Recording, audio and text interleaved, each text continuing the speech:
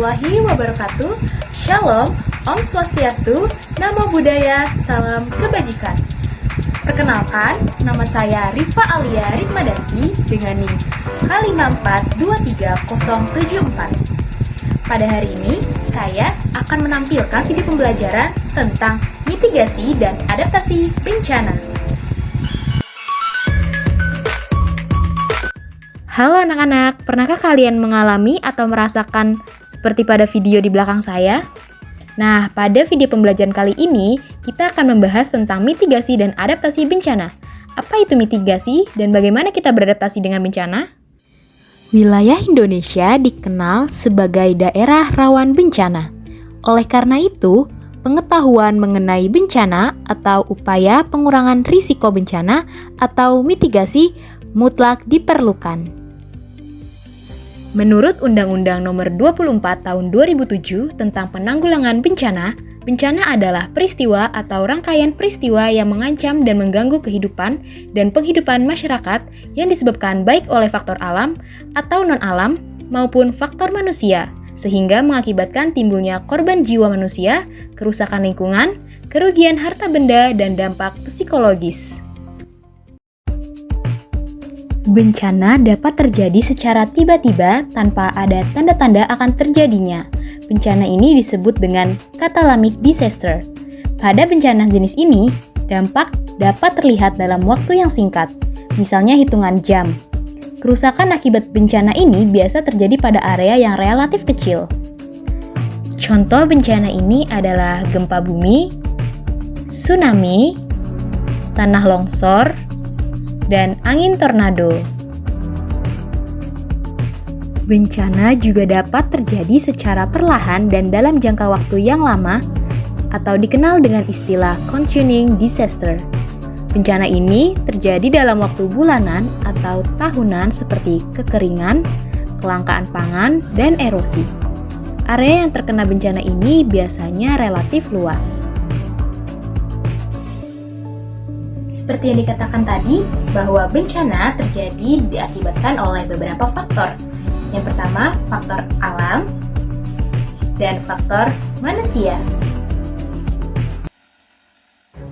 Mengingat dampak yang luar biasa tersebut, perlu dilakukan penanggulangan bencana dengan prinsip dan cara yang tepat.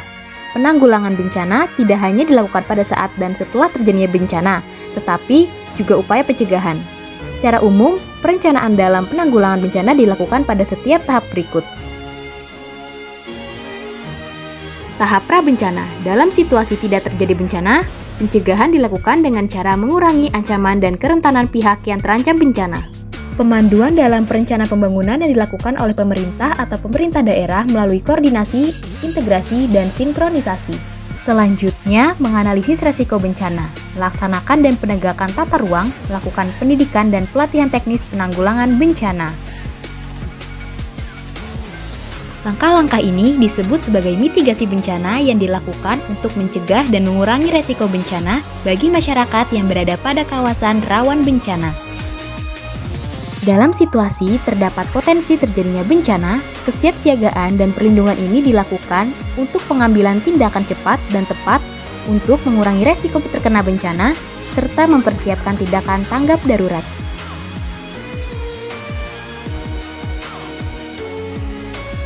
Tahap tanggap darurat.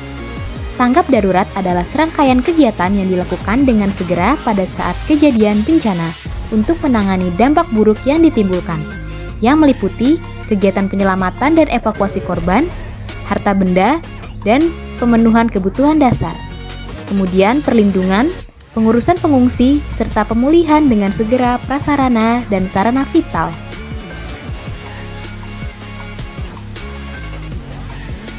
Tahap selanjutnya, pemulihan pasca bencana.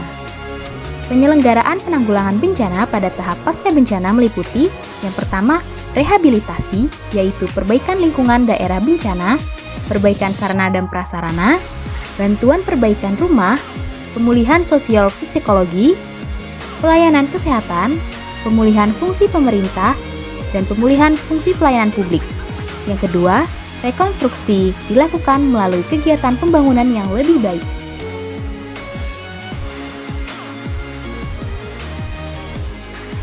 Nah, bicara mengenai bencana, Indonesia juga menjadi salah satu kawasan yang rawan bencana.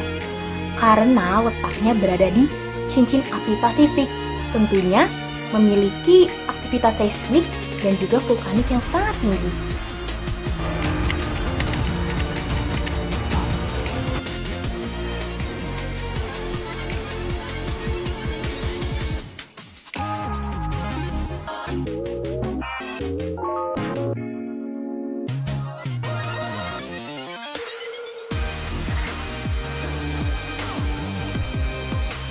Tahukah Anda, gempa bumi merupakan guncangan atau getaran lapisan bumi secara tiba-tiba yang diakibatkan oleh adanya pergeseran antara lempeng bumi.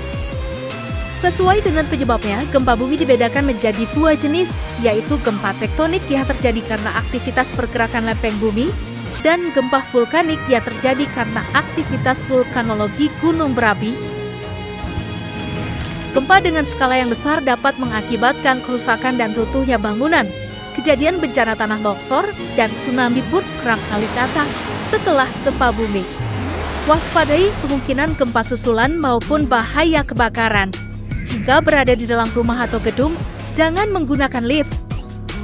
Berlindunglah di tempat yang aman jika terjadi gempa. Jauhi kaca, cermin, dan benda-benda yang tergantung. Jika berada di luar rumah, carilah daerah terbuka. Jauhi pohon, lampu jalan, tiang listrik, dan papan reklame. Bencana gempa yang terjadi dapat mempengaruhi kesehatan masyarakat, menyebabkan cedera khususnya patah tulang, serta tercemarnya sumber air. Untuk pertolongan pertama, bersihkan bagian tubuh yang terluka. Jika terjadi pendarahan, beri tekanan di bagian yang terluka hingga pendarahan berhenti. Gunakanlah obat antiseptik untuk menghindari luka dan infeksi, serta beri penutup luka pada luka yang terbuka. Apabila luka yang terjadi tergolong berat, segera bawa korban ke fasilitas pelayanan kesehatan terdekat untuk mendapatkan perawatan lebih lanjut, termasuk suntikan anti-tetanus untuk mencegah infeksi tetanus. Dengan memahami dan melakukan persiapan yang baik sebelum, saat, dan setelah bencana gempa bumi, kita akan mengurangi risiko dampak bencana yang terjadi.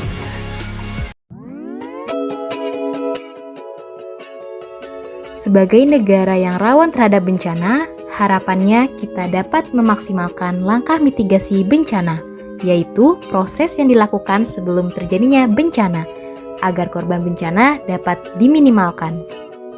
Semoga negara kita bisa dijauhkan dari bencana-bencana oleh Tuhan Yang Maha Esa. Sekian dari video pembelajaran kali ini, kurang lebihnya mohon dimaafkan. Wassalamualaikum warahmatullahi wabarakatuh.